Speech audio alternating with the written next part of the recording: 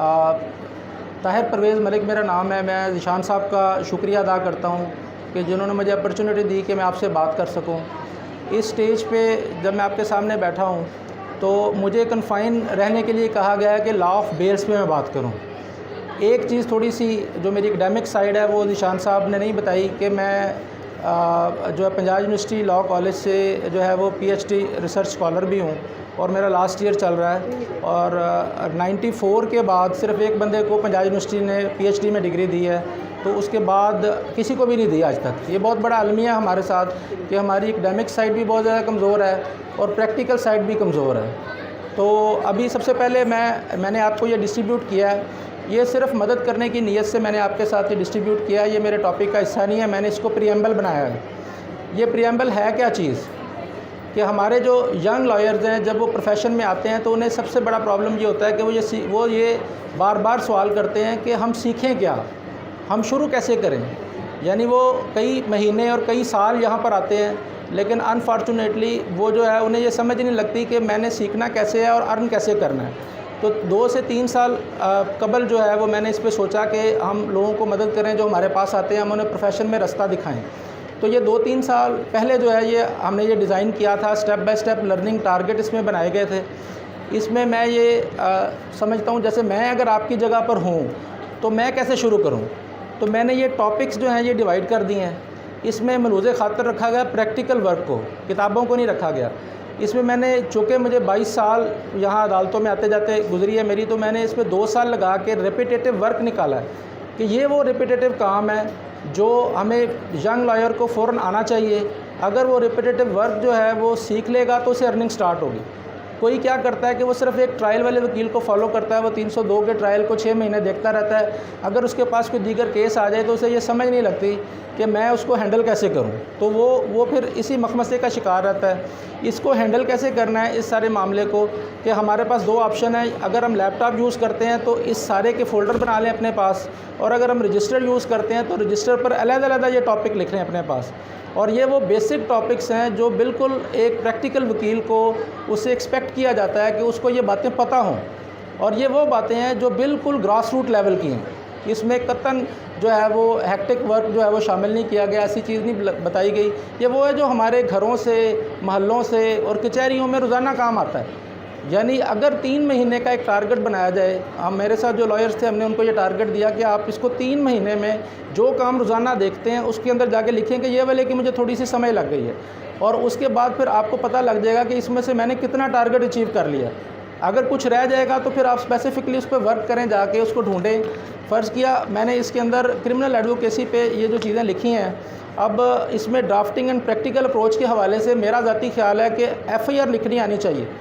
अब जिसको FIR लिखनी नहीं आती उसको कॉल करता है एक उसका क्लाइंट कि मेरे साथ ये हादसा पेश आ गया, क्रिमिनल लॉ को सेट इनटू मोशन लाना है। अब मॉडर्न दौर है, मॉडर्न दौर में हर शख्स फ़ोन पे राब्ते पे है। जो पुराने कन्वेंशनल वकील हैं वो कहते हैं जी मेरे पास जब रिपोर्ट 173 की आएगी मैंने इससे आगे काम करना है। अब वहीं पर ही क्लाइंट कैप्चर हो जाता है। जो शख्स उनको FIR लिख के देगा वही उसका ट्रायल करेगा, और ये ग्रेट अपॉर्चुनिटी मिल जाती है एक ट्रायल के वकील को कि वो FIR खुद ड्राफ्ट कर सके। अब इसके जो 8 एसेंशियल्स हैं इस पर मैंने बात नहीं करनी, लेकिन मैंने आपको एक मिसाल दी कि मैंने बिल्कुल छोटी छोटी चीज़ें निकाल दी जो कि महलों में आती हैं, जैसे पोस्ट रेस्ट, प्री रेस्ट और इट्स सर्टिफिकेट। मैंने आज सिर्फ पॉइंट नंबर 2 पे बात करनी है, लेकिन ये डिटेल सारी मैंने आप लोगों की हेल्प के लिए दे दी आपको कि ये वो बिल्कुल चीज़ें हैं जिसके बगैर आपको दुनिया में कोई शख्स वकील मानने को तैयार नहीं होगा। और ये बिल्कुल वो वाली बातें हैं कि इंजंक्शन कैसे होगा, जुडिशल फाइल कैसे हैंडल करनी है। अगर आप इन चीज़ों को मास्टर कर लेंगे या कर लेंगी तो आप किसी भी लॉ फर्म के लिए या लॉ चैम्बर के लिए वैल्यूएबल हो जाएंगे। यानी वो आपको क्यों रखे, अगर एक आपका सीनियर है वो आप उसके लिए अगर वैल्यूएबल नहीं है तो वो आपको नहीं रखेगा। अगर हाँ उसको पता है कि ये बंदा जो है, मैं फ्रंट डेस्क की एप्लीकेशन के मैकेनिज़्म का इसको पता है, उसे पता है कि 107, 150 या 151 के अंदर रात बंदे पकड़े गए हैं, तो ये इस काबिल है कि ये जाके सुबह उनको छुड़वा सकता है, तो वो फिर आपको रेफ़र करेगा। वरना वो रेफ़र भी नहीं करता, वो कहता है मेरी साख ख़राब हो जाएगी। एक मैं नए बंदे को, कोई भी शख्स है अगर आपके चोट लग गई है तो बिल्कुल बिगनर को कोई पट्टी भी नहीं करने देता।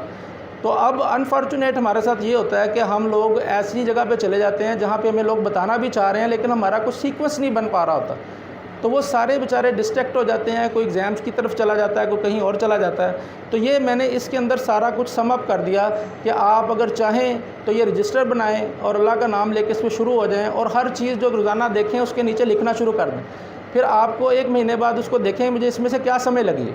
इसमें हमने तीनों चीज़ें कवर की हैं। हमने इसमें जो है वो ड्राफ्टिंग और प्रैक्टिकल अप्रोच को भी किया है, ट्रायल रिलेटेड को भी किया है, और सिविल, फैमिली, गार्डियन में सिर्फ वो चीज़ें पॉइंट आउट की हैं। अब ये आप लोगों की हिम्मत है। इस स्टेज पे मैं समझता हूँ जो लॉ है उसकी 2 शक्लें हैं। एक लॉ जो प्योर लॉ है, जो ओरिजिनल लॉ है, जो आप लॉ कॉलेजेस में पढ़ते हैं, और एक वो लॉ है जो उसकी प्रैक्टिकल इम्प्लीमेंटेशन है। अनफॉर्चुनेट बात यह है कि प्रैक्टिकल इम्प्लीमेंटेशन के लिए हमारे पास कोई एजुकेशन का निज़ाम मौजूद नहीं है। ये जो बार वोकेशनल कोर्स है ये दुनिया में होता है कि आपने लॉ प्रोफेशन में आने से पहले आपने कुछ दरमियानी वक्फे में ये चीज़ें सीखनी होती हैं। तो मैं आप सब लोगों को ये रिक्वेस्ट करता हूँ कि ये आप लोगों पे बर्डन नहीं है। ये यंग लॉयर आप समझते हैं कि जी हमारे लिए जो ऊपर लोग बैठे हैं उन्होंने एक नई मुसीबत हमारे गले डाल दी है कि आपने बार वोकेशनल कोर्स करना है। अल्टीमेटली ये आपकी ज़रूरत है कि आप प्रैक्टिकली आपको पता तो हो ना कि आपने हैंडल कैसे चीज़ों को करना है। तो ये बहुत बड़ा पुराना मुतालबा था और हम लोग इससे हमने बहुत सफ़र किया कि हमें यह पता ही नहीं था कि भी ये चीज़ों की ज़रूरत है। आप टॉपर भी हैं, इवन आप अगर आपने टॉप भी किया हुआ है लेकिन आपको प्रैक्टिकल हैंडलिंग नहीं आती तो फिर दुनिया का कोई बंदा आपका क्लाइंट नहीं बनेगा। तो ये एक मैंने जो है ये सारा डिटेल दे दी, चूँकि मेरा ये मौजू नहीं है लेकिन ये हेल्प करने की नीयत से मैंने आपसे चीज़ें शेयर की हैं। नेक्स्ट स्लाइड पे चलते हैं हम इसमें। अब इसमें जो हमारे पास बात है वो आज का लॉ ऑफ बेल्स पे हम बात करना चाह रहे हैं। तो ये जो पहली स्लाइड आप इसकी देख रहे हैं इसके अंदर ये सारी एजुकेशनल साइड है जो इस पे लिखी हुई है। एजुकेशनल साइड पर आप लोग पहले पढ़ के भी आए हुए हैं कि टर्म बेल का मतलब बताया गया है कि ये होता क्या है। बेल का लफ्ज़ी मतलब सिर्फ इतना है या उसका प्रैक्टिकल मीनिंग सिर्फ इतना है कि आपकी जो फ़िज़िकल सेल्फ़ है उसको टेम्परेरीली आपके ज़ामन के हवाले कर दिया जाए। लेकिन अनफॉर्चुनेट बात यह है कि जो फ़ौजदारी वकालत के अंदर ये सबसे ज़्यादा इंपॉर्टेंस इसलिए इख्तियार कर गई है कि बेल के बाद ट्रायल नहीं होता।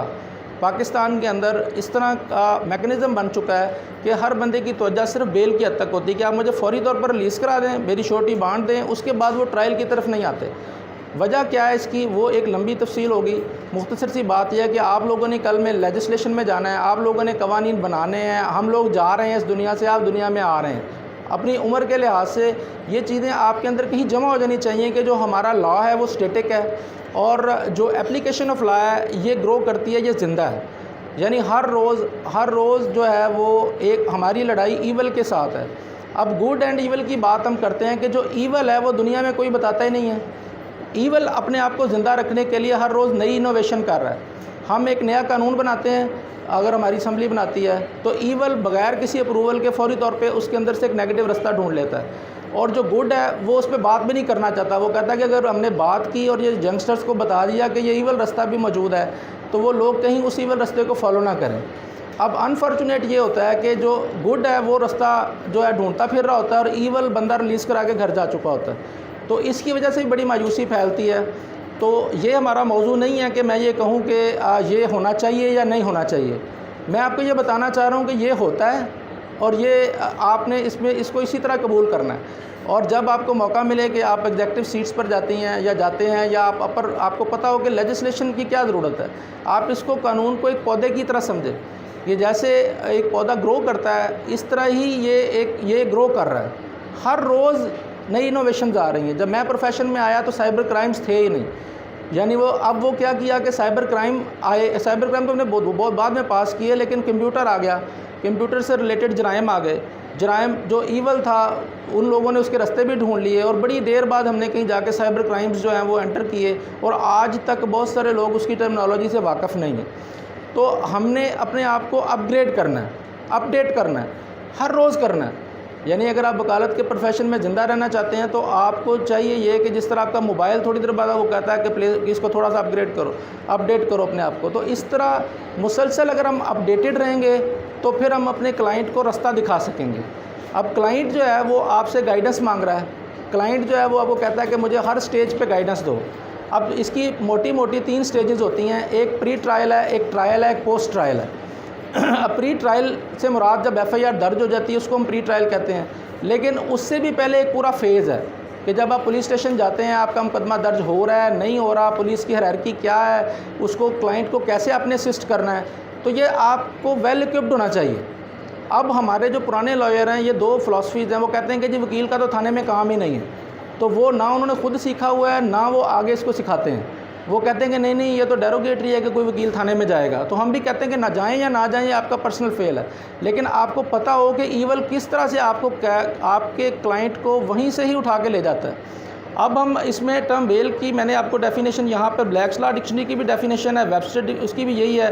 वो यही कहते हैं कि bail means to procure the release of person from legal custody by undertaking that he shall appear all the time and place designated and submit himself the jurisdiction and judgment of the court. मकसद कोई crime अगर commit हो गया है तो bell का सिर्फ इतना सा मतलब है कि उसको क्या जेल में उसको रखना है ड्यूरिंग ट्रायल, या ट्रायल के दौरान उसको हमने बाहर निकाल के उसकी श्योरिटी के हवाले कर देना। अब ये इतनी सी बात है बेल, लेकिन ये सबसे पहले ये वो काम है जो यंग लॉयर्स को मिल सकता है, क्योंकि ये बहुत फ्रीक्वेंटली हो रहा है। यानी अब इससे आगे 10% काम ऐसा है जो हाई कोर्ट जाता है और 20% सेशन जाता है, 70% काम मैजिस्ट्रियल कोर्ट में होता है। अब मैजिस्ट्रियल कोर्ट में 70% बेलें जो हैं उसमें बहुत सारी चीज़ें उसमें ये किताबों वाली चलती नहीं है, ऐसे है या ऐसे है, अंडरस्टूड बातें हैं, लोगों को पता है कि ऐसे होता है। अब अगर हम बेल की डेफिनेशन अगर सब लोग अंडरस्टैंड कर गए हैं, किसी को कोई प्रॉब्लम है इसमें तो मुझे बता दें, मैं दोबारा बता देता हूँ, वरना मैं आगे चलता हूँ, क्योंकि ये बातें तो किताबों में 100 जगह लिखी हुई हैं कि बंदे को ज़ामन के हवाले करना है। अब दूसरी बात है कि ज़ामन होता क्या है। अब ज़ामन दो तरह का होता है। शहर लाहौर के अंदर जो है हमारी प्रैक्टिस जो है यहाँ पे, अब सेक्शन 91 जो CRPC का है वो ये कहता है कि भी कोर्ट जो है वो किसी से भी जो है बेल बॉन्ड ले सकती है। अब बेल बॉन्ड जो है उसका एक ख़ास फॉर्मेट है। अब हम यहाँ से जैसे जैसे लर्निंग करते जा रहे हैं, अगर मैं एक नया हूँ आपकी जगह पे, तो मैं सबसे पहले इस फॉर्मेट को अपने मोबाइल पे सेव करूँ, एक हाल हुआ उसकी तस्वीर खींचूँ और अपने पास रख लूँ। ये ज़रूरी नहीं है लॉ के अंदर कि आपको हर चीज़ याद हो, आपको ये पता हो कि बवक्त ज़रूरत मैंने अप्रोच कैसे करना है। हम बिल्कुल नए हैं, नई कहानियाँ हम याद नहीं कर सकते, लेकिन हम उन्हें अप्रोच कर सकते हैं कि हम वक्ती तौर पे हमें किसी को रात के 12 बजे ढूंढनी ना पड़े, हम अपना डाटा बैंक बनाएं। यानी सन 2000 में मैंने डाटा बैंक बनाना शुरू किया। यानी एक आप जो आपसे सीनियर है या जो आपसे आगे चल रहा है वो आपको ये बताएगा कि दोराहे जब आपकी लाइफ में आते चले जाएँ तो आपने किसको फॉलो करना। यानी सन 2000 में कॉन्सेप्ट था कि आपने स्टेनो को फॉलो कर रखना है, आपने रीडर को रखना है, आपको एक बहुत सारा स्टाफ चाहिए। आज भी कन्वेंशनली एडवोकेट जनरल ऑफिस में इसी तरह से हो रहा है कि बहुत सारे लोग आपकी मदद करने वाले हैं। लेकिन जो मॉडर्न ट्रेंड है अमेरिका का, वो कहते हैं कि जो एक शख्स है वो अपना लैपटॉप यूज़ करे, सिर्फ उसको एक चाय वाला बंदा चाहिए, वो अपना डाटा भी खुद रखे, अपनी फाइलें भी खुद रखे और हर चीज़ महफूज करे। मैं ये मेरे पास दो रास्ते थे कि मैं टांग पे टांग रख के बैठ जाऊँ और स्टेनो को बुला के उसे कहूँ काम करे, और दूसरा ये था कि मैं खुद टाइपिंग करूँ। अनफॉर्चुनेटली मुझे आज भी टाइपिंग नहीं आती, लेकिन मैं मोर देन 5000 पिटीशंस अपने हाथ से लिख चुका हूँ, क्योंकि जब तक मैं हाथ से नहीं करूँगा तो मुझे नहीं आएगा।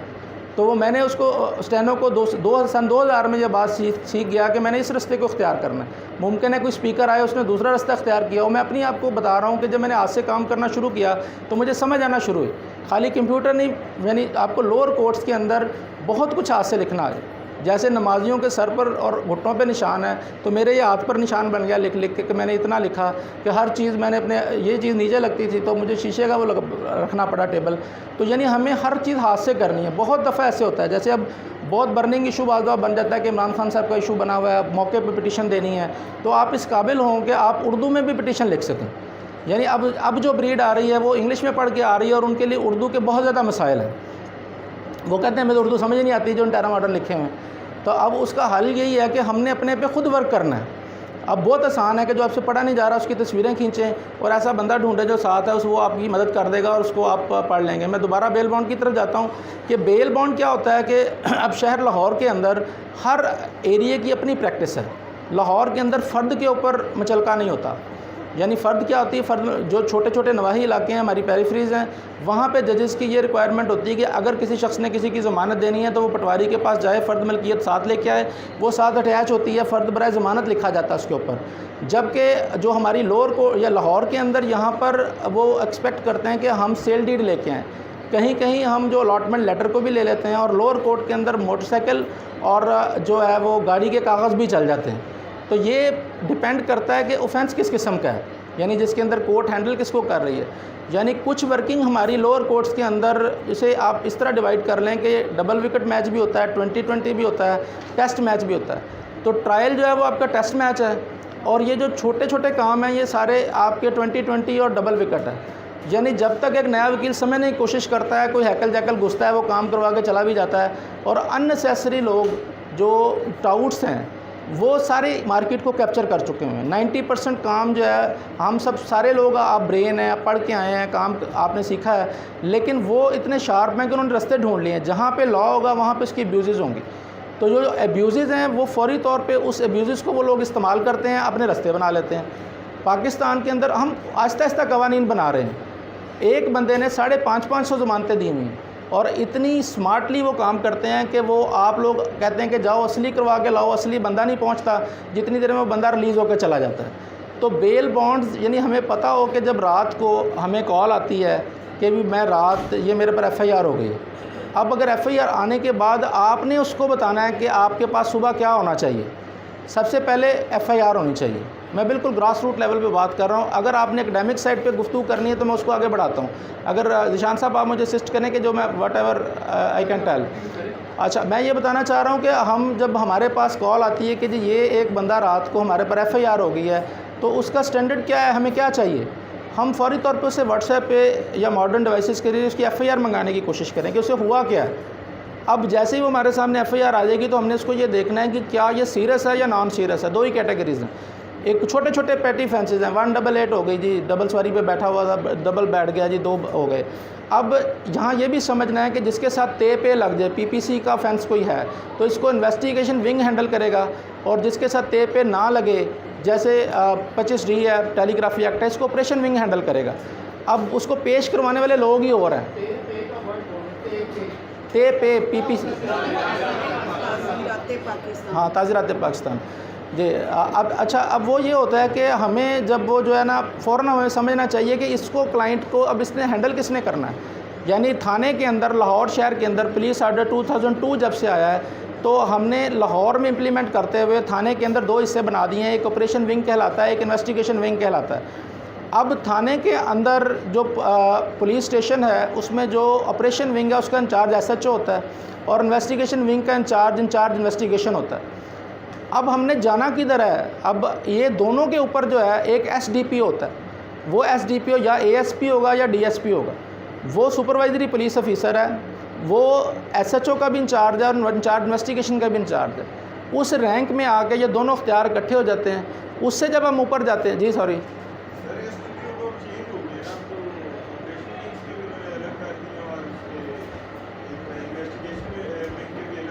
नहीं, एक सुपरवाइजरी पुलिस ऑफिसर होता है। देखें, ये हमारी ना, ये एग्जेक्टिव मैनेजमेंट है। लाहौर शहर में ये लोग चीज़ें ग्रो कर रहे हैं, लेकिन दूसरे शहरों में आज भी DPO सिस्टम है, यानी शेखुपुरा सिस्टम में DPO है वहाँ पे। तो ये बात सिर्फ आपको समझाने के लिए कि ऐसे होता है। अब अपग्रेडेशन, जैसे इन्होंने नई मालूमात दी कि जी मैं वहाँ पे गया और मैंने देखा ये अलग-अलग हो गए, तो वो अलग-अलग हो सकते हैं, मेरी कोई मालूमात आखिरी नहीं है, लेकिन मैं बता रहा हूँ कि इनकी एक हायरार्की है। हमें मुसलसल इस हायरार्की को और काम करने के मैकेनिज़्म को समझना है कि हमें हमारे क्लाइंट ने बता दिया, मैं फिर वापस जाता हूँ कि ये मेरे पर FIR हुई है, हमने समझना है कि ये पेटी ऑफेंस है या ये एक सीरियस ऑफेंस है। अब जैसे ही ये एक छोटा सा ऑफेंस है, फ़र्ज़ किया बिल्कुल मामूली सा है, तो अब अगर हमने उसको दुरुस्त रास्ते की तरफ चला दिया, अगर हमने उसको कहा कि तुम्हारे ऊपर 25D टेलीग्राफी एक्ट की, अब 2 ही बातें, या वो गिरफ़्तार होगा या नहीं गिरफ़्तार होगा। अब प्रैक्टिकल बात यह है कि अगर वो गिरफ़्तार नहीं होगा तो फिर हम उसे प्री अरेस्ट की तरफ ले जाएंगे। अब जो ईवल है साइमल्टेनियसली वो आपके साथ काम कर रहा है। ईवल कौन लोग होंगे? ईवल वो लोग होंगे जो थाने में कहेंगे कि यार तुम्हें क्या ज़रूरत है प्री अरेस्ट में जाने की, तो मेरे साथ चीज़ों को मैनेज करो, इस मुलज़म को आप घर सुला देते हैं, इसको सुबह थाने में वहाँ पे कचहरी में सुबह पेश करेंगे, वहाँ ये अंदर जाएगा और हम तुम्हारी बेल भी करा देंगे। यानी ये बात मैं आपको इसलिए बताना चाह रहा हूँ कि हमें ये मसाइल आ रहे हैं और इस मसाइल को लेजिस्लेशन के ज़रिए हमने कल को हल करना है। यानी बहुत दफ़ा ऐसे होता है कि जो लेजिस्लेशन, जो आप एक लोगों के रिश्तेदार हैं, MP MNA बन जाते हैं, वो आपसे पूछते हैं कि कहाँ कहाँ कानून में ज़रूरत है, गुंजाइश है इसको ठीक करने की। तो अब एक तरफ आम वकील होता है जो कहता है कि मुझे FIR की कापी दो, दूसरी तरफ आपके मुकाबले पे जो ईवल काम कर रहा है वो खुद ही उस FIR का कस्टोडियन है, वो खुद ही वो वहाँ पर पैकेज देना शुरू कर देता है। आप जाएंगे तो आपको हो सकता है मिलने ना दें और उसको पैकेज मिल जाएगा उसका कि भी वो तुम्हें रात घर सुला देंगे। ये ईवल है। ये मैं आपको ये नहीं कह रहा कि हमने ये सीख के यही करना है, लेकिन आपको पता हो कि हमें इससे लड़ना है। हमारे जो क्लाइंट्स हैं इनको हम जब तक कैप्चर नहीं करेंगे, अपने पास नहीं रखेंगे, उन्हें अच्छी असिस्टेंस नहीं दे सकेंगे। आपका सगा भाई भी पकड़ा जाए, आप उसे, अब वो क्या करते हैं कि अगर आप उनकी बात नहीं मानते तो सुबह वो उसकी गिरफ्तारी डाल के पेश ही नहीं करते। रात 12 बजे के बाद FIR है, वो कहते हैं जी 24 आवर के बाद पेश करना है, तो मैं तो कल पेश ही नहीं करूँगा। सारे वकील फेल हो जाते हैं और वो ईवल जीत जाता है कि जब तक वो उसकी गिरफ्तारी डाल करके नहीं लाएगा तो वो पे सुबह बेल ही नहीं होगी। अब इसकी रेमडीज़ क्या हैं? अगर हम उन्हें छेड़छाड़ करेंगे तो वो हमारे क्लाइंट को और लंबा करेंगे। तो यानी ये सारी चीज़ों से हम साइमल्टेनियसली, एक यंग लॉयर लड़ रहा होता है कि जब उस तक FIR आती है तो सबसे पहली चीज़ उसकी रिक्वायरमेंट FIR है, फिर उसकी रिक्वायरमेंट एक वकालतनामा है कि उसके पास वकालतनामा हो। तो वकालतनामे की साइंस को हमने समझना है कि वकालतनामा होता क्या चीज़ है। वकालतनामा वकील को वकालत करने का इख्तियार वकालतनामा कहलाता है। अब वकालतनामा 2 जगह पर उसको जो है टेस्ट करवाया जा सकता है। एक तो वो जगह जिस वक्त वो मजिस्ट्रेट के पास पेश होगा और वो उस वक्त वकील साहब साथ पेश होंगे और जाकर उस वक्त वकालतनामा अपना भर के ले जाएंगे और वो वहाँ पे टेस्ट करवाएंगे। दूसरा तरीकाकार ये होता है कि हर जेल के बाहर डब्बे बने हुए हैं और मखसूस टाइमिंग्स हैं। आप अपने क्लाइंट को वकालतनामा देते हैं, उसके ऊपर मुलज़म का नाम लिखते हैं, लेकिन मुलज़म जेल के अंदर मुलज़म को उसके बाप के नाम से आइडेंटिफाई किया जाता है। मुकदमा नंबर से ज़्यादा ये इंपॉर्टेंस रखता है कि उसका बाप कौन है, वो भी लिख के देना है आपने। और वो उस डब्बे में डाल देते हैं, डब्बे भी से अंदर जाता है और सुपरिटेंडेंट उसको टेस्ट करता है। तो वकालतनामा तीसरा एक ऑप्शन ये होता है कि मुलज़म ऑलरेडी हवालात जुडिशल है और हर 14 डेज़ के बाद वो रोनुमाई के लिए मजिस्ट्रेट साहब के पास आ रहा है। तो उस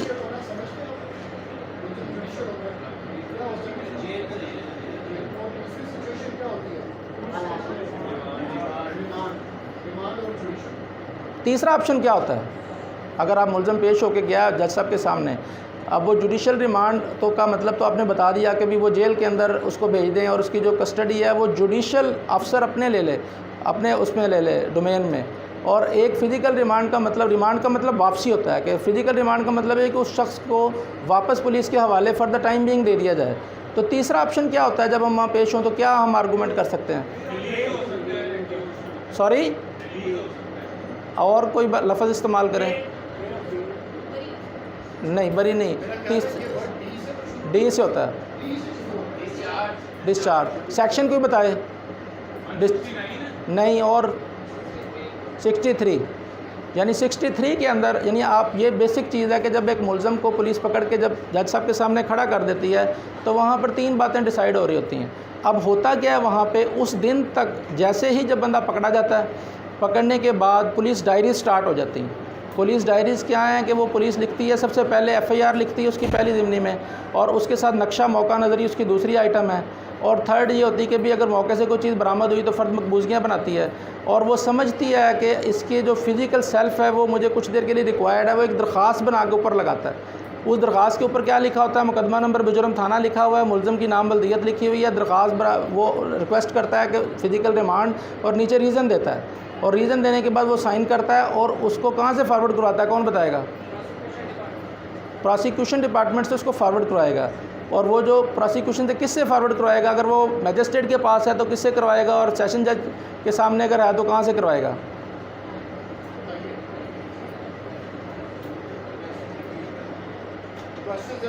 मैं दोबारा सवाल कर रहा हूँ कि अगर एक मुलज़म पेश हुआ है और वो उसका रिमांड चाहिए और एक वो मैजिस्ट्रेट के पास पेश हुआ है तो वो किस रैंक के बंदे से साइन करवाएगा, और सेशन कोर्ट में जाएगा तो किस रैंक के बंदे से करवाएगा?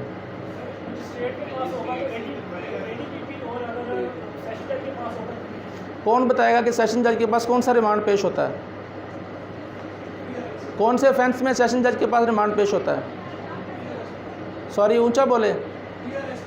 प्री अरेस्ट में कोई रिमांड नहीं होता। और बोलें, कोई और शख्स बोले, बताए कि सेशन जज के पास सेशन जज रैंक के पास कौन सा रिमांड पेश होता है? चलें मैं सवाल को और रिफाइन मौका देता हूँ। सॉरी, और FIA का भी मैजिस्ट्रेट डील करता है। यूजुअली आम तौर पर जब तक लेजिस्लेशन में बाकायदा लिख ना दिया जाए कि रिमांड खुद हैंडल करना है, जैसे कि टेररिस्ट कोर्ट में होता है, कि उसका रिमांड भी टेररिस्ट कोर्ट में ही सेशन जज साहब के पास, रैंक उनका सेशन जज है, वहाँ पर वो कुछ और बाख्तियार उनके पास ये भी दहशतगर्दी के जज साहब भी होते हैं, वो अपना रिमांड वो हैंडल करते हैं।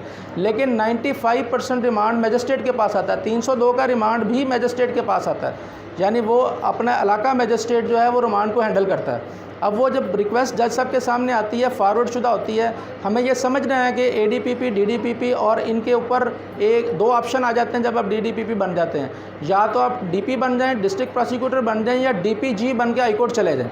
तो आप में से बहुत सारे लोगों ने इसके प्रोसिक्यूशन डिपार्टमेंट 2007 में एशियन डेवलपमेंट बैंक की मदद से हमने बनाया, तो 2 रूट बन गए। यानी जो आप DDPP जब सीनियर हो जाएंगे तो आपके पास ऑप्शन होगा कि आप डिस्ट्रिक्ट प्रोसिक्यूटर बन जाएं, या आप डिस्ट्रिक्ट ले लें, या आप DPG बन के PG ऑफिस को ज्वाइन कर दें, जो हाई कोर्ट के अंदर वहाँ पर प्रोसिक्यूशन साइड को देखेगा। तो अब इसमें हमने ये समझना है कि जहाँ पर कानून साजी के अंदर लिख दिया जाए कि ये इसका रिमांड ट्रायल कोर्ट हैंडल करेगी, वो वहाँ जाएगा, अदरवाइज़ सारा कुछ मैजिस्ट्रेट के पास आएगा। तो आप में से कोई बता सकता है कि कब वो जो मुलज़म मैजिस्ट्रेट के पास पेश हो रहा है वो अपनी ट्रायल कोर्ट में जाएगा, किस स्टेज पे जाएगा ट्रायल की? चलान कौन पेश करेगा? किस सेक्शन में वो जज क्या लिखेगा? किस सेक्शन के 173 जो जज अपना इख्तियार है वो कौन सी सेक्शन का इस्तेमाल करेगा? 190 का कॉग्निजेंस जब वो लेगा, वो देखेगा, वो कहेगा मेरा इख्तियार नहीं है, एक ऑर्डर लिखेगा, उसको डाकखाने की तरह मुतल्लिका अदालत में भेज देगा। अब हम दोबारा रिमांड की तरफ आते हैं कि रिमांड पेपर हमारे सामने है, उसको ADPP ने फॉरवर्ड कर दिया है। फॉरवर्ड करने के बाद अब वहाँ पर हम जज साहब के जब सामने जाएंगे तो उस वक्त जब मुलज़म पेश हो रहा होगा, क्या कोई लोअर कोर्ट के अंदर ऐसा वक्त मुकर्रर है कि जिसमें उस रिमांड के लिए मुलज़म पेश हो रहे हों? बताएं। रिमांड के लिए कोई एक्सक्लूसिव टाइम है मैजिस्ट्रेट के पास पेश होने का? ये हमारे लिए हार्डशिप है कि जब पुलिस वाला लाएगा हमें तब पेश होना है। यानी वो सुबह 9 बजे से लेके 3:30 बजे तक वो मुलज़म को रख सकता है। ये एक उसका इख्तियार है जिसको वो अब्यूज़ करता है। अगर आप वकील साहब उनके साथ हार्श लैंग्वेज यूज़ करेंगे, वो कहेगा मैं 2:30 बजे आऊँगा। अब वो 2:30 बजे आने के बाद और अगर आपसे उनके गुस्सा है तो वो कहेगा मैं मुलज़म को कड़ी लेकर धूप में खड़ा करूँगा। यानी ये छोटी छोटी वो नेगेटिव चीज़ें हैं जिनसे जो फैसिलिटियाँ मुलज़म को ईवल से मिलती हैं, और वो हमें चॉइस करने की बजाय छोटे केसेस में ईवल को चॉइस कर जाते हैं। मेरे ख्याल हमारी स्क्रीन जो है वो कोई इशू नहीं। अच्छा, वो अब हम यहाँ पे पहुँचे थे कि रिमांड, फ़िज़िकल रिमांड को हम समझ रहे थे कि वो फ़िज़िकल रिमांड हुआ तो वहाँ पर उस वक़्त 3 बंदे खड़े हों, 3 घर खड़े होंगे। कौन कौन लोग खड़े होंगे जज साहब के सामने? एक तरफ तो मुलज़म खड़ा होगा, और मुलज़म का वकील आ सकता है उसके अंदर, मुद्दई की तरफ से प्रोसिक्यूटर खड़ा होगा, एक और करैक्टर खड़ा हो सकता है, IO हो सकता है, और IO तो है, और कौन खड़ा हो सकता है रिमांड स्टेज पे? उस वक़्त जो खड़ा है ना, वो मुद्दई की तरफ से वकील भी आ सकता है। अब जब मुद्दई की तरफ से वकील आता है तो ये कौन सा सेक्शन है जो बताएगा कि जिसमें लिखा हुआ है कि मुद्दई का वकील सीनियर होगा या प्रोसिक्यूटर सीनियर होगा? एक CRPC का एक स्पेसिफिक सेक्शन है इसके ऊपर। बताओ इरफान साहब। नहीं, आप बताएं ना, आपने इस पर आर्गू किए थे। ये किताब खोल कर देखें, मुझे ज़ुबानी ज़हन में नहीं आ रहा, लेकिन ये ले लें किताब। वो सीनियर होगा। अच्छा, ये जब सीनियर होगा ना, ये खड़े होने की तरतीब भी इस पर डिपेंड करती है कि जब हम अदालत के सामने खड़े होंगे, हम मुद्दई की तरफ से आएंगे तो हम जूनियर हैं, जब मुलज़म की तरफ से आएंगे तो हम सीनियर हैं। ट्रायल करें, बेल करें, हमारे राइट साइड पर मुलज़म और हमारे दरमियान प्रोसिक्यूटर होगा, सीनियर वो होगा। यानी ये चीज़ें समझ नहीं होती हैं कि हम कौन हैं। अदालतों में हम जाएँ तो हमें ये पता हो कि हमारा इख्तियार क्या है। मैंने आंखों से देखा है कि यंग लॉयर जब पेश होते हैं तो वो जज के कान में एक चला गया बात करने के लिए वकील, तो उसने कहा जी वो जैसे अमला जाके बात कर रहा था तो मैं भी कर रहा हूँ। तो यानी उन्हें ये भी नहीं पता था कि इस ख़ास लिमिट से आगे हमने नहीं जाना। तो ये बहुत छोटी छोटी बातें हैं। फिर हम उस स्टेज पे जब मुलज़म पेश होता है, हम अपना वकालतनामा उसी वक्त रीडर को देते हैं, वो उसको साइन कर देता है और वो अटेस्ट कहलाता है। उसके बाद अगर मुलज़म जेल के अंदर चला गया है तो जेल से जो मुलज़म 14 दिन बाद आता है तो अदालत का कौन सा एहलकार है जो इसको पेश करवाता है, उसे क्या कहते हैं? ऊँची बोले, कौन सा नायब कोर्ट? कितनी किस्म के नायब कोर्ट होते हैं, कोई बता सकता है? नायब कोर्ट की कितनी किस्में हैं, कौन बताएगा? नायब कोर्ट की 2 किस्में हैं। एक वो नायब कोर्ट होता है जो अदालत के अंदर ही रहता है, और वो जो उस अदालत के अंदर पुलिस फाइल का कस्टोडियन वो होता है, वो सुबह से लेकर शाम तक वहाँ पर अपॉइंटेड होता है। ये उसकी ज़िम्मेदारी है कि वो वारंट्स के ऊपर मुल्ज़म को, हरासती मुल्ज़मान को वहाँ पर जज साहब के सामने डेली पेश करता है, और वो एक रजिस्टर मेंटेन करता है जिससे पता लगता है कि आज किस मुल्ज़म ने आना है। यानी कोई ऐसा केस भी तो हमें मिल सकता है ना जिसमें मुल्ज़म हो ही जेल के अंदर और उसने 14 दिन के बाद पेश होना है, तो वो जो कहाँ जाके ढूंढना है, वो हमने उसको जो अदालत के अंदर वो वाला नायब कोर्ट जो कि अदालती नायब कोर्ट है उसको ढूंढना है। एक और नायब कोर्ट होता है, वो थानों की तरफ से मैसेंजर होते हैं जो कम्युनिकेट कर रहे होते हैं एलमस से, जज साहब के अहकामात लेके थाने में कम्युनिकेट करते हैं।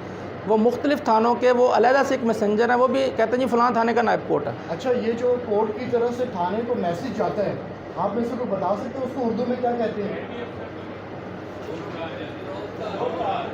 रोबकार, हाँ जी हाँ जी, रोबकार जाती है ना। जो रोबकारें लिखता कौन है, रोबकारें जारी कौन सा ऐसा करैक्टर है जो रोबकारें लिख रहा है? एलमद है। कितने एलमद एक अदालत में होते हैं? अमली बात क्या है? वो तो उसके साथ अमली बात यह है कि प्राइवेट लोग उसने अनऑफिशियली उसने साथ रखे होते हैं। यानी जब हम किसी को जाकर डील करें तो हमें पता हो कि ये ऑफिशियल है या अनऑफिशियल है। अब उसका काम यह है कि जज साहब जब लिखते हैं ऑर्डर उर्दू में, तो वो एक आखिरी वर्ड यूज़ करते हैं उर्दू में, होवे। होवे का मतलब ये होता है कि वो अपने अमले को कह रहे हैं कि भी इस तरह करो, रोबकार जारी होवे।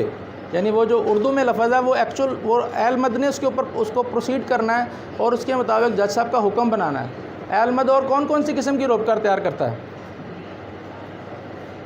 एक रोबकार की किस्में को बताए। एक तो आपने रोबकार बता दी कि रिकॉर्ड मंगाने के लिए जारी करता है। दूसरी रोबकार कौन सी होती है? तलबी की रोबकार होती है। और उसको क्या कहते हैं? कौन सी रोबकार का नाम है उसका? नहीं मुचलकों को नहीं, रोबकार की बात हो रही है कि एक का नाम तो दे दिया ना कि आपने। कोई और इरफान साहब दसो।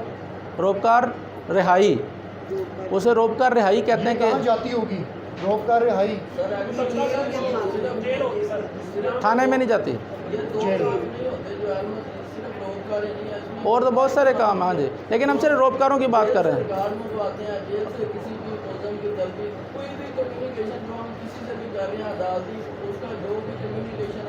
अच्छा, रोबकार रिहाई जो है उसके जाने का भी एक तरीकाकार है जेल के अंदर। वो तरीकाकार ये है कि जो सर मैं के मौजूद से कहीं पीछे आगे तो नहीं हो रहा, मतलब मैं मुख्तसर करता हूँ।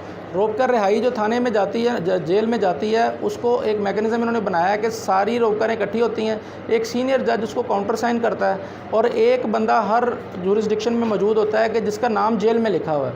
जब तक वो बंदा वो रोबकारें इकट्ठी करके जेल में ना जाए तो रिहाई नहीं होती। आपका क्लाइंट है वो कहता है कि मुझे रोबकार ले दो, मैंने बंदा खुद छुड़वाना है जाके, तो ये वो वहाँ पर इससे इस तरह से बंदा बाहर नहीं आता। आप चाहे उसकी कॉपी उसको दे दें, जब तक वो बंदा ना लेके जाए जिसकी अदालत की तरफ से ड्यूटी है। आज हम अपने मौजू की तरफ आते हैं कि ये बेल की थोड़ी सी हिस्ट्री इसमें लिखी हुई है कि बेल का कॉन्सेप्ट जो सबसे पुराना है, इन्होंने वो लिखा हुआ है कि किस तरह से उस वक़्त जो है वो सिक्योरिटीज़ की बात की गई है कि सकरात ने उसकी जो है वो दी थी। सॉरी नहीं, इसी को देख रहा हूँ मैं, एक second, sorry. It can be much bond for it can be traced back 399 BC। जो प्लेटो था उसने try to create a bond of the release of Socrates, कि सकरात को छुड़वाने के लिए प्लेटो जो था उसने कोई हज़रत ईसा से पहले 399 में सबसे पहले उसको बेल बॉन्ड का कॉन्सेप्ट दिया कि ठीक है, बेल बॉन्ड का मतलब ये होता है कि अभी मेरे पर जुर्म साबित नहीं हुआ, मैं अभी सिर्फ एक्यूज़ पर्सन हूँ, तो मेरी जो है वो लिबर्टी जो है वो बड़ी अहम है। और हमें जो कॉन्स्टिट्यूशनली जो प्रोटेक्टेड है वो आर्टिकल 4 और 10 है कि जहाँ पर हमें ये गारंटी दी गई है फंडामेंटल राइट्स में कि rights of individuals to be dealt in accordance with law, और safeguard to arrest and detention हमारा आर्टिकल 10 है। यानी जो आइन है वो बड़ा है हमारा, और जो डेलीगेट जो नीचे लेजिस्लेशन है वो सबॉर्डिनेट है। तो जो हमारा आइनी फंडामेंटल राइट है ये हमारा कि किसी भी शख्स को जो है उसे अरेस्ट नहीं किया जाएगा और डिटेंशन में नहीं लिया जाएगा। तो हमारा जो सीक्रेट डॉक्यूमेंट है कॉन्स्टिट्यूशन इसको प्रोटेक्ट करता है। अब यानी ये अगर ये यहाँ पर वहाँ पर गारंटी दी हुई है, इसलिए बेल बॉन्ड हमारे या बेल का कॉन्सेप्ट हमारे लॉ में मौजूद है। इससे आगे हम बढ़ते हैं तो concept of bail as explain by judicial president, यही बातें हैं कि जिसमें उन्होंने कहा गया कि लिखा है कि concept of bail emerge from conflict between the police powers to restrict liability of a person who is alleged to have committed a crime and presumption of innocence in favour of alleged criminal. तो ये presumption of innocence जो है ना, ये through out फौजदारी मुकदमे में and तक साथ चलती है। यानी यहाँ पर जब कोई किसी शख्स पे भी इल्ज़ाम लगता है तो ये हमने तय करके रखा हुआ है कि उससे जो प्रिजम्पशन जो है वो अटैच होगी कि ये इनोसेंट है, और मुद्दई ने पाकिस्तान में केस साबित करना है। इसमें मुल्ज़िम थ्रू आउट द केस, इसकी कुछ एक्सेप्शंस हैं जो हम पढ़ेंगे, अदरवाइज़ जो है वो थ्रू आउट द केस जो है वो मुद्दई जो है वो अपने केस को, अनलेस वो स्पेसिफिक प्ली ले लेता है, वो कौन सी सेक्शंस में है जहाँ पे जो फिर ये बर्डन ऑफ प्रूफ जो है डिफेंस पे शिफ्ट हो जाता है। 100 के बाद जो है वो कुछ ख़ास एक्सेप्शंस हैं। जब वो स्पेसिफिक प्ली ले लेगा कि भी मैंने जनाब वो ये किया सेल्फ़ डिफेंस में, तो फिर इसका मतलब यह है कि वो वक़्त वक़ूआ मानता है, वो जाए वक़ूआ मानता है वो, लेकिन उसके अंदर से निकलने के लिए वो अपनी को सर्टन प्ली ले रहा है, तो अब उसके ऊपर बर्डन ऑफ प्रूफ शिफ्ट हो जाता है। 99% जो वकला हैं जो फ़ौजदारी वकालत करते हैं वो कोशिश करते हैं कि बर्डन ऑफ प्रूफ जो है थ्रू आउट प्रोसिक्यूशन पे रहे, वो ऐसी कोई चीज़ जो है वो पेश करने की कोशिश ही नहीं करते। और जिस वक्त एनालिसिस होता है, केस का फ़ैसला जब होता है, तो इस चीज़ को कोर्ट नहीं देख रही होती कि इसने क्यों अपना जो है वो डिफेंस की एविडेंस नहीं दी, इसने क्यों बरअलफ़ अपना बयान 340 सब सेक्शन 2 में आके नहीं दिया, यानी वो उसको एक तरह की एक रायत मिल रही होती है। तो जो ये इस डेफिनेशन जो इस जजमेंट में PLD 1998 SC 1 में जो बात बताई गई है कि प्रिजम्पशन चूँकि मुल्ज़म के साथ अटैच है कि ये इनोसेंट है, लिहाजा अगर ऐसे सर्कमस्टांसिस आ जाएं कि उसको बेल दी जा सकती है तो फिर हमें उसे दे देनी चाहिए। तो ये एक कुछ चीज़ें वक्त के साथ साथ सेटल डाउन, अगले पे चलते हैं सर। हाँ आगे। अच्छा, इसके बाद ये अगली बात आ जाती है कि बेल दे कौन सकता है। बहुत सादा सी बात है कि कोर्ट ऑफ लॉ ने देनी है, और कुछ कंडीशंस के अंदर officer in charge of police station भी बेलेबल ऑफेंसेस में दे सकता है, और इसकी कुछ एक्सेप्शंस हैं। आप में से कोई जानता है एक्सेप्शन ये 107, 151 ये क्या होती है? 107, 150 और 151 क्या है? क्या कोई जुर्म हुआ होता है जिस वक्त ये सेक्शंस इन्वोक होती हैं? अच्छा, मैं बताता हूँ आपको कि 107 में और 151 और 150, ये 107 जो है ये प्रिवेंटिव मेजर्स हैं, यानी वो जब जुर्म हुआ नहीं है लेकिन प्रिवेंटिव मेजर्स लिए जाते हैं। और 150 और 151 जो है ये पुलिस का इख्तियार है। 151 में गिरफ़्तार होता है बंदा, 150 में गिरफ़्तार नहीं होता। और स्पेसिफ़िकली 107, 151 जो है इसको हमारी ज़ुबान में कलंदरा कहते हैं। इसे कलंदरा क्यों कहते हैं ये एक अलग डिबेट है, लेकिन उसको हम चलान नहीं कहते। जब 107, 150 या 107, 151 जो है इसको स्लैंग में लोग 750 कहते हैं कि 751 भी कहते हैं। अदरवाइज़ ये 107, 151 है। ये जो दो एक्सेप्शन दी गई हैं ना यहाँ पे, यहाँ ये लिखा हुआ है 496 में कि बेल आपका हक़ है, लेकिन उसकी दो मुस्तस्नियात बताई गई हैं कहाँ आपका ये हक़ नहीं हो सकता। तो ये जब आप 107 इन्वोक कर रहा है कोई बंदा और 117 इन्वोक कर रहा है, तो उस वक्त मुमकिन है कि ये आपको एज अ राइट बेल ना दी जाए। अब 107 में क्या है कि जहाँ apprehension of breach of peace है, दो पार्टियाँ ऐसी एक दूसरे की तरफ आंखें दिखा रही हैं, वो अपना घूर रही हैं, तो फिर एडमिनिस्ट्रेशन को ये इख्तियार दिया गया है कि वो चाहे तो उनको गिरफ़्तार करके उनको जो है वो अगले दिन इलाका मजिस्ट्रेट के पास पेश करेंगे। अब जब इलाका मजिस्ट्रेट के पास जाते हैं तो वहाँ दो तरह के मुचलके होते हैं। एक मुचलका वो होता है जो हम ऑर्डिनरी बेल के लिए फ़िल करते हैं, एक मुचलका थोड़ा डिफरेंट शक्ल का होता है। हमें चाहिए कि जो अपना डाटा बैंक बना रहे हैं उसमें दो साफ़ सुथरे मुचलके जो उनकी तस्वीरें खींच के पास रख लें, बजाय इसके कि हम पत्तों की बेल कराने जाएँ हमें वो पक्का मुचलका ही ना मिले। देसी ज़ुबान में उसे कच्चा मुचलका और पक्का मुचलका भी कहते हैं। अब मेरा मौजू नहीं है, लेकिन अब फिर भी बस एक लाइन में ख़त्म करता हूँ कि 107 जो है उसमें क्या होता है, मुल्ज़िम जब जज के सामने पेश होता है तो अगर वो कहता है कि मैंने इसको, ये मेरे पे इल्ज़ाम नहीं है, ये गलत है, ये तो वो 112 की इंक्वायरी करता है और 117 में जाके जो है ना वो इंक्वायरी को चलाता है, और 119 में डिस्चार्ज का कॉन्सेप्ट मौजूद है। तो ये जो है वो अगर वो वहाँ पे पहले दिन ही जाकर कहता है कि ठीक है सर मुझे बाउंड डाउन कर दें, तो उसे कहते हैं पक्का मुचलका। अब ये अक्सर लोग वो उसका फॉर्मेट हो रहा है वो पहले दिन ही जाके देख के तो हमेशा के लिए केस ख़त्म कर लेते हैं, और कुछ लोग जो है वकला चलाने के लिए उस मामले को तो वो आम बेल वाला मुचलका दे के तो 2-2 साल उसकी तरीक़ें लिए जाते हैं। तो ये एक्सेप्शन है वहाँ पे कि ऑफेंस हुआ कोई नहीं है, लेकिन आपको ये एक सहूलत नहीं मिलेगी जो 496 CRPC में दी गई है कि आपको बेल छोटे मामलात में बेल ग्रांट हो जाएगी, क्योंकि बेल का मतलब ये बंदा छोड़ेंगे वो फिर जाके लड़ेगा। तो वो बाउंड डाउन करते हैं कि अगर तुम लड़े तो इतने लाख या इतने हज़ार गवर्नमेंट ऑफ पाकिस्तान को तुम जो है वो जो पे करोगे। और ज़मानतनामे में भी यही अंडरटेकिंग होती है। ज़मानतनामा जो हम अदालत में भरते हैं उसको भरना भी आना चाहिए इंडिपेंडेंटली। उसके लेफ़्ट साइड पर ऊपर हम मुकदमा नंबर बुजुर्म थाना लिखते हैं, और नीचे पहला ऊपर वाला हिस्सा मुल्ज़म की तरफ से होता है कि मैं वल्द फ़लाँ साकन फ़लाँ मैं ये श्योरिटी देता हूँ कि जब मुझे हस्बे हुक्म अदालत में पेश रहने का पाबंद रहूँगा। और नीचे वाला हिस्सा ज़ामन की तरफ से होता है, वो कहता है मैं करैक्टर ए वल्द फ़लाँ और साकन फ़लाँ का हूँ, मैं फ़लाँ बंदे का ज़ामन हूँ और मैं जनाब ये इसको जो हस्बे हुक्म अनटिल ट्रायल में इसको पेश करने का पाबंद रहूँगा। चाहे आप बेलेबल ऑफेंस में मुचलका दें, चाहे आप नॉन बेलेबल ऑफेंस में मुचलका दें, अप टू सेशन कोर्ट मुचलके के लिए वही एक पैटर्न इस्तेमाल होता है। हाई कोर्ट के अंदर जब हम मुचलका देने के लिए जाते हैं तो वहाँ पर रजिस्ट्रार साहब के पास मुचलका होता है और वहाँ पर वो कुछ और परफॉर्मेंस साथ लगते हैं। कुछ मुचलकों की बातें हम जाके गार्डियन कोर्ट में भी करते हैं कि गार्डियन कोर्ट जो है उसमें गार्डियन कोर्ट में जब किसी एक को कस्टडी देता है तो दूसरा मुचलका लेती कोर्ट उससे कि भी तुम उसे मेरी जूरिसडिक्शन से बाहर नहीं लेके जाओगे। कुछ बेल बॉन्ड जब आप सक्सेशन कराते हैं तो वहाँ भी मुचलका देना पड़ता है। ये जो फौजदारी मुचलका ये आसानी से कोर्ट एडमिट कर लेती है, वो वाला थोड़ा मुश्किल होता है। तो मैंने आपको एक्सेप्शन बता दी, अब हम आगे चलते हैं। इससे अगला जो है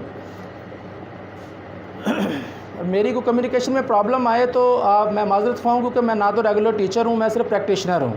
अगर कहीं आपको कोई बात लगे कि भी कोई ऐसे आपके तिबा नाजुक पे अगर नागवार गुजर रही हो तो उसे थोड़ा सा आप एक्सेप्ट कर लें। अच्छा, बेल की हम बात थर्ड वाले पे आ गए सर। अब यहाँ पर ना ये मैंने अपनी याददाश्त के लिए कुछ मोटी मोटी बातें लिखी हैं कि बेल जो ऑर्डर है, अब एंटीसिपेशन बेल जो है वो यंग लॉयर जो है उनसे सवाल होता है कि भी मुझे क्या गिरफ़्तारी से FIR से कबल भी कोई बेल का कॉन्सेप्ट है? तो पाकिस्तान के अंदर ऐसा कोई कॉन्सेप्ट नहीं है। एक मैं स्पीकर का लेक्चर सुन रहा था, वो कह रहा था कि थ्रेटिकली कहीं लिखा हुआ है, लेकिन प्रैक्टिकली नहीं है कि अब जब तक FIR नहीं होगी कोई बेल ग्रांट नहीं की जा सकती। यानी सिंपल सी बात है, ये प्रिंसिपल है पाकिस्तान के अंदर, लॉ मेकिंग हो जाए, कोई लेजिस्लेशन हो जाए, बात की बात है। इसको क्या कोई शख्स कोर्ट में जाकर ये कह सकता है कि जी मुझे एप्रीहेंशन है कि कल को जो पुलिस स्टेशन फलाना पुलिस स्टेशन है वहाँ पर मेरे खिलाफ FIR रजिस्टर होने वाली है, तो मुझे वो FIR जो रजिस्टर होने वाली है उसमें मुझे प्री अरेस्ट बेल ग्रांट कर दी जाए? क्या पॉसिबल है पॉसिबल? चलिए जी एक आ गया। अच्छा जी, क्या पॉसिबल है? एक इधर भी है, पॉसिबल है, ठीक है ले सर आ गया सर। जमानत तो मिलती है प्रोटेक्टिव बेल। नहीं देखें, जो किसी भी शख्स इमरान खान को क्या ये मिली है कि जो FIR हो चुकी है उनमें भी बेल और कल को 1 साल के अंदर जितनी होनी है उन सारों में भी बेल? क्या ये लैंग्वेज आपने जो आपने नॉलेज में नहीं है लेकिन जो रजिस्टर्ड हो चुकी हुई है, जो कल रजिस्टर होनी है, क्या उनमें भी बेल नहीं? अब बताएं आप, यही हवाला देना था, लैंग्वेज आपने नहीं पढ़ी उस ऑर्डर की।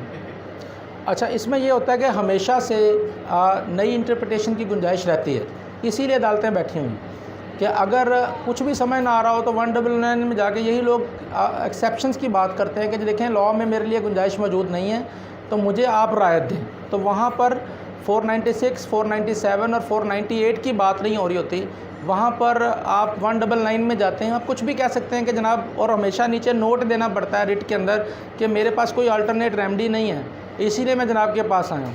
तो जाना और कोर्ट को अगर समझ लग जाती है, क्योंकि वो तो एक्स्ट्रा ऑर्डनरी बातें हैं ना, कोई ऐसी बात है कि जिससे पूरे मुल्क में डिज़ास्टर हो सकता है, तो वो वहाँ पर अदालतें इसीलिए बैठी हैं कि वो उसको जो है वो अपनी जो स्वाबदीदी इख्तियार है उसको किसी तरह भी इस्तेमाल कर लें। वो हमारा इस वक्त मौजूद नहीं है, लेकिन जनरली कोई भी क्लाइंट आगे कहता है कि मुझे लगता है कि वो मेरे ख़िलाफ़ FIR दर्ज करवा रहे हैं, हालांकि यानी ये होना चाहिए या नहीं होना चाहिए इसको हम फ़िलहाल छोड़ रहे हैं। अच्छा, there is no revision for bail order. Revision की हद तक सुप्रीम कोर्ट तक अक्सर ये होता है कि एक ऑर्डर आपका पसंदीदा नहीं है तो या आप उसकी अपील में चले जाएंगे या रिवीजन में चले जाएंगे। जहाँ स्पेसिफिकली अपील मौजूद है लोग अपील में चले जाएंगे और अदरवाइज़ वो उसकी रिवीजन में चले जाएंगे। लेकिन बेल ऑर्डर अगर आपकी मैजिस्ट्रेट से बेल खारिज होती है तो सेशन कोर्ट में ना तो अपील होगी ना रिवीजन होगी, आप उसी सेक्शन के तहत ऊपर जाएंगे, 497 में ही ऊपर जाएंगे। यानी वहाँ पर आपने टाइटल जब बनाना है तो वहाँ पर रिवीजन, बेल ऑर्डर का रिवीजन नहीं होता ना। सेशन कोर्ट से जब आपका बेल खारिज होगी तो हाई कोर्ट में रिवीजन नहीं होगी। और दूसरी बात, जो अपील की हद तक है वो अपील हाई कोर्ट तक अपील नहीं होती, लेकिन हाई कोर्ट से बेल खारिज हो जाए तो आप सुप्रीम कोर्ट में लीव टू अपील के लिए जाते हैं। वहाँ पर 497, 498 नहीं है, वहाँ पर आपने 30 डेज़ के अंदर लीव टू अपील, लीव का मतलब इजाज़त है कि मुझे अपील करने की इजाज़त दी जाए, उसकी ड्राफ्टिंग और तरह से होती है, लेकिन वहाँ पर 497 498 में सुप्रीम कोर्ट आप नहीं जाते हैं। रिवीजन और अपील की हद तक हम क्लियर हो जाएं कि इसके अंदर बेल आर्डर नीचे से खारिज हो जाए तो इसमें नहीं होता, इन्हीं सेक्शनों में हम ऊपर जाते हैं। सर इनसे थोड़ा सा ना क्लियर कर, अगर मजिस्ट्रेट के पास 497 के तहत पोस्ट रेस्ट बेल फाइल हुई है, मजिस्ट्रेट ने खारिज कर दी है, अब आप कहाँ जाएंगे? अपील फाइल करेंगे, रिवीजन फाइल करेंगे, फिर क्या करेंगे? क्या करेंगे?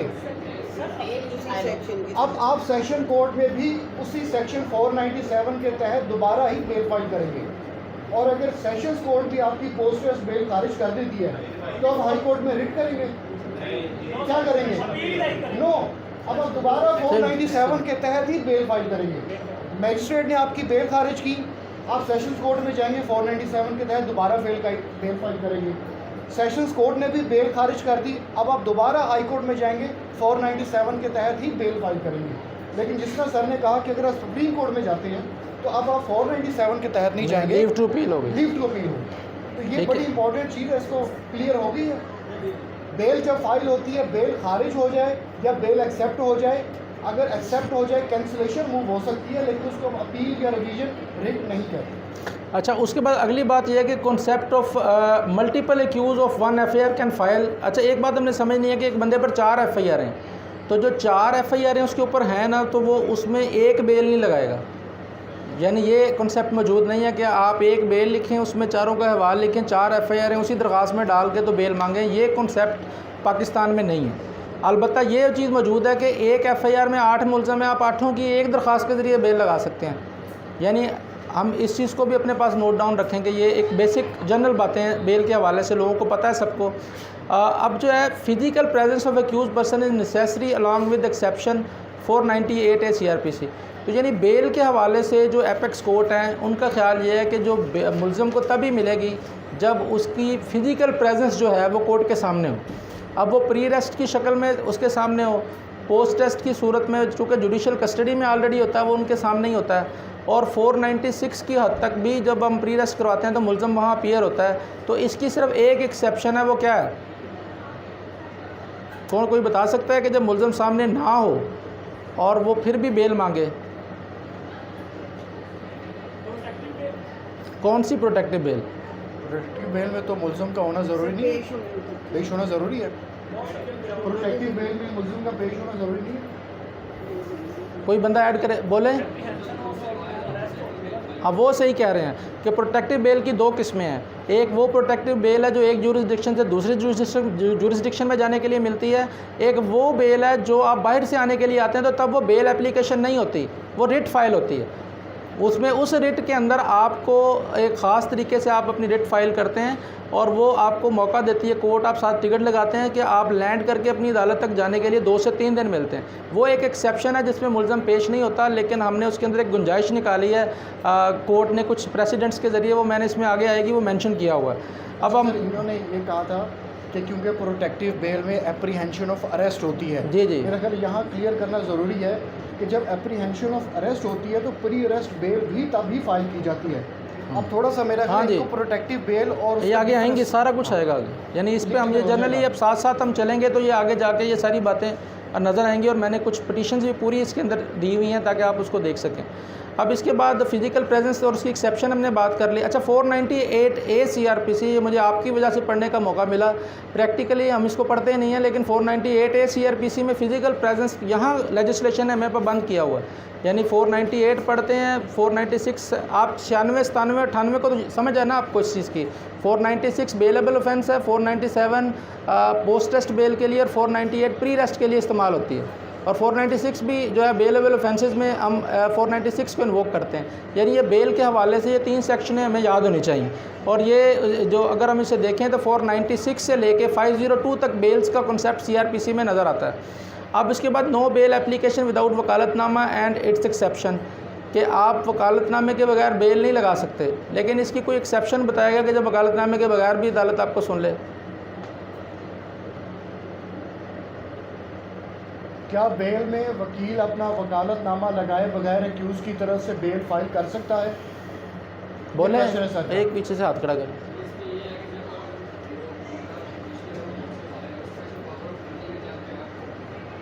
लेकिन उसने इख्तियार तो भेज दिया ना किसी को, वकालतनामा तो लगेगा साथ। अब वकालतनामा ना हो मुल्ज़म का और उसकी तरफ से पटिशन फ़ाइल हो। यूजुअली इसकी एक एक्सेप्शन ये है कि जिस वक्त मैजिस्ट्रियल कोर्ट में हम एप्लीकेशन देते हैं, वैसे तो हैबियस में जब जाते हैं 491 में तो मुल्ज़म का कोई रिश्तेदार उसका वकालतनामा लगता है, लेकिन अगर कोई मुल्ज़म 24 आवर में पेश नहीं किया जा रहा तो सेक्शन 100 के लिए हम इन्वोक करने के लिए कि आप लोकली जनाब आप बंदा साथ भेजें जो वहाँ से बंदे को छुड़वाए, तो वकील साहब की स्टेटमेंट बगैर वकालतनामे के, हम कहते हैं हमें अप्रोच नहीं करने दे रहे, हमारी बात सुनी जाए, तो वहाँ वकालतनामे के बगैर भी मैजिस्ट्रियल कोर्ट में इंटरटेन किया जा सकता है। एक्सेप्शनल हालत यह है कि मुल्ज़म को डिटेन किया गया, थाने में एक्सेस नहीं दी जा रही, मुल्ज़म का फंडामेंटल राइट है कि वो उसका वकालतनामा अपना वकील मर्ज़ी का करे, वो जब उसको मौका नहीं मिलता तो मैजिस्ट्रियल कोर्ट में बगैर वकालतनामे की भी दरख्वास्त दे सकते हैं कि भी मैं एक ज़िम्मेदार एडवोकेट हूँ, मैंने अप्रोच किया, मुझे वकालतनामा भी कराने नहीं दे रहे। अब जैसे रिसेंट बाय इनोवेशन थी कि ये जब इमरान खान साहब का वाक़या हुआ तो कुछ लोगों को गिरफ़्तार करके उन्होंने जेल में बराए शनाख्त परेड भेज दिया। देखिए ये भी abuse of process of law था कि अगर आपकी गिरफ़्तारी ना डाली जाए, बल्कि ये दरमियानी हैंगिंग पोजीशन होती है कि आपको पुलिस पकड़ती है, वो कहती है कि आप सस्पेक्टेड हैं, आप हैं नहीं हैं, तो आप इनको शनाख्त परेड के लिए आर्टिकल 22 जो है उसमें इन्वोक करके उसको जेल में भिजवा देते हैं और जेल में भी सेपरेट रखते हैं कि इससे ना इसकी मुलाकात होगी, ना खाने के लिए इसको कोई चीज़ सामान जा सकता है, बहुत एक्सेप्शन में उसको सामान मिलता है। तो उसका वकालतनामा भी टच नहीं हो रहा था कि ओके भी आप भेजते हैं तो, लेकिन ऐसी सूरत में आप डायरेक्ट रिट में भी जा सकते हैं। कुछ लोग ऐसी कैफियत में डायरेक्ट रिट में भी गए कि जनाब हमारे मुल्ज़म तक तो एक्सेस ही नहीं करने दे रहे हमें, तो लेकिन उसमें उनके रिश्तेदार मौजूद थे, बहन की तरफ से, भाई की तरफ से रिट्स हुई इसके अंदर। लेकिन वो एक ही जगह मैंने देखा कि जब हम जाके सीधी एप्लीकेशन दे देते हैं कि जनाब मुल्ज़म थाने में बैठा हुआ है और उसको जनाब आप प्रोड्यूस करने का ऑर्डर करें कि 24 आवर में वो प्रोड्यूस हो।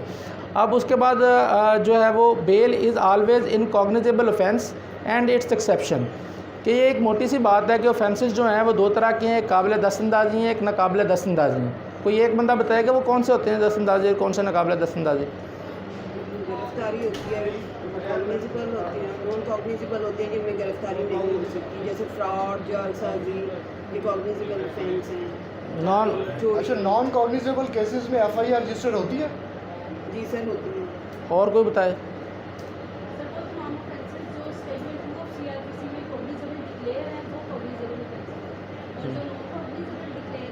नहीं, सवाल यह है कि क्या नॉन कॉग्निजेबल ऑफेंस में FIR होती है? कौन कहते हैं होती, हाथ खड़ा करें। कौन कहते हैं नहीं होती, हाथ खड़ा करें। ज़्यादातर कह रहे हैं जो मर्जी करें। नहीं सर, ये हमें समझना चाहिए कि हमेशा FIR कॉग्निजेबल ऑफेंस में होती है। आप 154 को पढ़ेंगे तो वहाँ लिखा पर्चा ही उसमें होना है। अगर नाकाबिल दस्तअंदाज़ी पुलिस है जुर्म है तो उसमें तो FIR होनी ही नहीं है, उसका तो प्रोसीजर ही सेपरेट दिया हुआ है। हम ये कहते हैं ना कि नॉन कॉग्निजेबल केसेस में पुलिस गिरफ्तार नहीं कर सकती, तो FIR नॉन कॉग्निजेबल केस में तो FIR ही रजिस्टर नहीं होती, तो गिरफ्तार कैसे कर सकती? पुलिस रिपोर्ट होती है जो वो एक अलहदा से प्रोसीजर है कि उसमें क्या होगा, लेकिन ये 154 तभी इन्वोक होगी, उसका लैंग्वेज ये कहती है कि जब कॉग्निजेबल ऑफेंस होगा। और कहाँ से पता लगेगा कि ऑफेंस कॉग्निजेबल और नॉन कॉग्निजेबल है? उसे शेड्यूल में दिया हुआ है, सेकंड शेड्यूल में दिया हुआ है। वो जो शेड्यूल है वो बताता है कि कौन सा ऑफेंस कॉग्निजेबल है, कौन सा नॉन कॉग्निजेबल है। और FIR दर्ज हो गई है किसी नॉन कॉग्निजेबल ऑफेंस में, मुल्ज़म गिरफ्तार है, जज साहब के सामने खड़ा है, तो हम वहाँ पे क्या रिक्वेस्ट करेंगे? ऊंची बोलें। अच्छा, और नॉन कॉग्निजेबल ऑफेंस में जज साहब के सामने खड़े होंगे, क्या मांगेंगे? और क्वेश्चन मैजिस्ट्रेट साहब से। ये टर्म्स हैं, ये हमें ना सीखनी चाहिए। हाँ जी, आपने हाथ खड़ा किया। चालान, वो डिस्चार्ज, हाँ जी, वो दुरुस्त कह रहे हैं। इसमें ये होता है कि ये स्लैंग्स हैं कोर्ट की, नया नया जब बंदा आता है ना तो वो चीज़ों को मिक्स कर जाता है। मतलब जो पुराने हैं उनको पता है कि क्वेश्चनमेंट का लफ्ज़ ही हाई कोर्ट में इस्तेमाल होता है, कैंसिलेशन पुलिस करती है पीछे जाके। मैजिस्ट्रेट साहब के पास मैंने आपको पहले बताया कि 3 ही ऑप्शन है, या जुडिशल भेजेगा, या फिजिकल रिमांड, या मुल्ज़म 63 में डिस्चार्ज कर दे। और फिर उसके बाद फिर फर्दर प्रोसेस होगा, अगर उसकी कैंसिलेशन बनती है या पर्चे को खारिज करते हैं, वो पूरा एक मैकेनिज़्म है। तो ये हमें समझ लेना चाहिए कि ना, जो इसकी एक एक्सेप्शन भी है कि बेल आपको कॉग्निजेबल ऑफेंस के अलावा भी कहीं से मिल सकती है। वो कब? पुलिस भी छोड़ सकती है अगर मुनासिब। वो तो कॉग्निजेबल ऑफेंस होता है तो छोड़ती है ना, वैसे तो पुलिस पकड़ ही नहीं सकती कॉग्निजेबल के अलावा। तो वो बताएं कि कब ऐसा होता है कि जब कॉग्निजेबल ऑफेंस भी नहीं होता और जो हाँ जी सॉरी वो कब उसके आगे फिर बात है। प्राइवेट कंप्लेंट तो डायरेक्ट मजिस्ट्रेट को होगी सेक्शन 200 में। उसके अंदर एक इनोवेशन है प्राइवेट कंप्लेंट में कि कोर्ट ने किसी को तलब कर लिया और उसके वारंट गिरफ्तारी निकल आए तो वो फिर जाके प्री रेस्ट कराएगा और उस प्री रेस्ट में वो बेल बॉन्ड देगा। यानी जब किसी कोर्ट ने किसी को बुलाया हुआ है और उसके वारंट गिरफ्तारी निकल आए हैं, फिर ये नहीं देखा जाएगा कि वो कॉग्निजेबल ऑफेंस था या नॉन कॉग्निजेबल था। और नॉन कॉग्निजेबल ऑफेंस में कौन ट्रायल करता है? कौन सा मजिस्ट्रेट? वलदा बिठाए हुए हैं। नॉन कॉग्निजेबल ऑफेंस में पुलिस एफआईआर दर्ज नहीं करती, तो फिर उसको प्रोसेस कैसे किया जाएगा? किस ज़रिए से किया जाएगा? कैसे होगा? मैकेनिज़्म क्या है? सर उसकी कंप्लेंट जो है ना वो रजिस्टर नंबर 2 में 155 के तहत लिख के उसको मैजिस्ट्रेट को जो है ना वो भेजनी पड़ेगी। फिर वो उसके ऊपर क्या करेगा? वो उसके ऊपर सर पहले तो इंक्वायरी करेगा, उसके बाद उसका जो है ना वो ट्रायल। एक ऑप्शन ये इन्होंने बताया कि वो जो नॉन कॉग्निजेबल ऑफेंस का ऑप्शन है वो प्रोसीजर होगा, पुलिस नहीं करती। दूसरा ऑप्शन सेक्शन 200 है कि हम 200 के तहत जाके कोई भी कंप्लेंट मजिस्ट्रेट को डायरेक्टली कर सकते हैं सेक्शन 200 के अंदर आके। तो अब अगली बात पे हम जाते हैं कि इसमें कॉन्सेप्ट ऑफ श्योरिटी बॉन्ड हमने डिस्कस कर लिया, इससे पहले गुफ्तगू में आ गया जो सामने आपके नज़र आ रहा है कि वो क्या चीज़ है। उसके बाद role of prosecutor in bail, कि बेल के अंदर एक प्रोसिक्यूटर का क्या रोल है। बेल जो है वो जब फाइल हो जाती है तो वो नोटिस करती है कोर्ट। नोटिस का जो कॉन्सेप्ट है वो भी 497 में ही लिखा हुआ है कि वहाँ पर उसमें लिखा हुआ है कि नोटिस किया जाएगा एटलीस्ट 24 आवर का।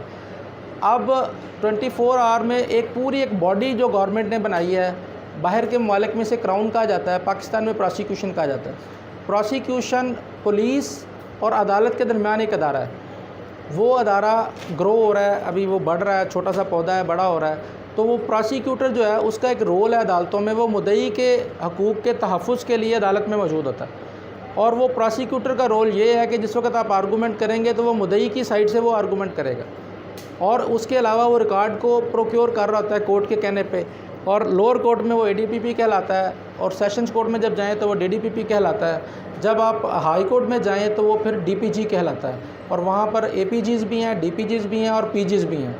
ये फ़ौजदारी साइड पर अदालत के अंदर अगर आप बेल हाई कोर्ट में लेके जाएंगे तो ये सरकार का मेकनिज़म मुद्दई के हकूक़ को तहफ़्फ़ुज़ करने के लिए वहाँ पे मौजूद रहता है। और अदालत के अंदर जो पुलिस फ़ाइल है वो भी प्रोसिक्यूटर का जो एसोसिएट है, जिसको मैंने पहले इंट्रोड्यूस कराया कि वो अदालती नायब कोर्ट है, वो उसके जूनियर होता है और वो कस्टोडियन है उस रिकॉर्ड का। हमें कोई भी शख्स अगर हायर करेगा तो हमें पता हो कि हमने जो 2 फाइलें लेनी है, जुडिशल फ़ाइल और पुलिस फ़ाइल, वो कैसे लेनी है। हम मुद्दई की तरफ से हैं तो ऑफिशियली जो पुलिस फ़ाइल की एक्सेस हमें अलाउड है। अगर हम मुल्ज़म की तरह हैं तो कानूनन हमें पुलिस फ़ाइल की एक्सेस हमें नहीं है। हमें सिर्फ वो डॉक्यूमेंट्स मिलेंगे जो हम 241A में या वो 265C में कोर्ट हमें देगी। कानूनन हम पुलिस फ़ाइल को बतौर मुल्ज़म एक्सेस नहीं कर सकते, लेकिन कस्टोडियन ऑफ रिकॉर्ड वो नाइब कोर्ट होगा, और उसका जो सीनियर है वो जो प्रोसिक्यूटर है वो उसका सबॉर्डिनेट होगा, और नए आने वाले चालान भी वो लोग फारवर्ड करते हैं। यानी ये छोटा छोटा रोल है। मैं बेल की हद तक सिर्फ बता दूं कि उन्होंने मुद्दई की तरफ से आर्गूमेंट करने होते हैं अदालत के अंदर। अब कॉन्सेप्ट ऑफ नोटिस जो है वो मैंने नीचे मेंशन कर दिया है। ये जो नीचे वाला पोर्शन है ये 497 में से उठाया गया है। The second proviso of section 497 puts the condition that accused shall not be released on bail unless prosecution has been given notice to show cause why such accused not be so released। यानी ये कानून के अंदर जब हम 497 की bell argue करते हैं तो ये कॉन्सेप्ट दिया गया नोटिस का। अब यहीं पर ही ईवल स्टार्ट हो जाता है कि यह नोटिस के साथ लिखा नहीं होगा कितनी देर का नोटिस होगा। अब लोअर कोर्ट के अंदर ये होता है कि कुछ ऐसे ऑफेंसेस हैं जिनमें तो सेम डे बेल हो जाती है। वहाँ पर एक कन्वेंशनल बात है कि हमें पता होता है कि ये वाले ऑफेंसेस सेम डे होने हैं और इसके लिए कल का नोटिस होना है। तो जो नोटिस है अगर वो सेम डे को करवा ले तो वो उसको जो है ना वो बंदा रिलीज़ हो जाता है, क्योंकि यहाँ पर लिखा नहीं हुआ कि वो जो नोटिस 24 घंटे का होगा, वो नोटिस घंटे का भी हो सकता है। तो ये कोर्ट का स्वाबदीदी इख्तियार है। यहाँ पर अब्यूज़ ऑफ लॉ होता है, abuse of process of law होता है कि जो ईवल है वो रास्ते ढूंढता है। वो कहता है कि मैं अदालती अहदेदार कर लो, अगर आम बंदा जाएगा तो कल का नोटिस हो जाएगा, अदालती एहलकार जाएगा तो सेम डे हो जाएगा। तो ये जो ईवल या अब्यूज़ है वो लॉ के अंदर हमेशा गलती रहती है। लॉ अगर अपग्रेड हो जाए तो ईवल ही ख़त्म हो जाए। यानी जब मैं प्रैक्टिस में आया था वो कहते थे ये वाले ऑफेंस में अगर आप बेल करा देंगे तो आज करा देंगे तो 10,000 ले लें, कल कराएंगे तो 500 मिलेगा। यानी ये यहाँ पर ये 497 में ये गुंजाइश दी गई है कि नोटिस लाजमी होगा, पर कितनी देर का होगा। अब वहाँ पर यानी ये इसको मिसयूज़ किया जाता है लोअर कोर्ट्स के अंदर, और बेल के अंदर बहुत सारे जो हकूक़ हैं वो सल्ब कर लिए जाते हैं जो यंगस्टर्स के हैं, कि वो उनको पता नहीं होता, वो जाते हैं, नोटिस हो जाता है, कोई सीनियर जाता है, उसको सेम डे बेल मिल जाती है। वहाँ पे यही कहानी होती है, यानी इस इख्तियार का अब्यूज़ किया जाता है वहाँ पे। अब हम आगे चलते हैं। उसके बाद the object of accuse proviso is to give due importance to the right of the complainant side and through this court can have a tentative assessment of prevailing situation. यानी ये बेसिकली मुद्दई के हक़ को का तहफ़्फ़ुज़ किया गया है कि कोई शख्स आगे कहता है मुझे ज़मानत दे दी जाए, तो जो ज़मानत के ग्राउंड्स हैं वो यहाँ पे इसके अंदर उसको पहले पता होना चाहिए ताकि वो डिफेंड करे। 24 आवर का टाइम मिलता है। उसके बाद how to procure the record, कि अब यहाँ पर कानून तो ये कहता है कि हमें जो है वो रिकॉर्ड जो है वो प्रोसिक्यूशन पेश करेगी। ये भी एक अलमिया है कि पुलिस ने ही पकड़ा हुआ है और प्रोसिक्यूशन ही कंट्रोल कर रहा है, वो रिकॉर्ड नहीं आता, आर्गूमेंट नहीं होते।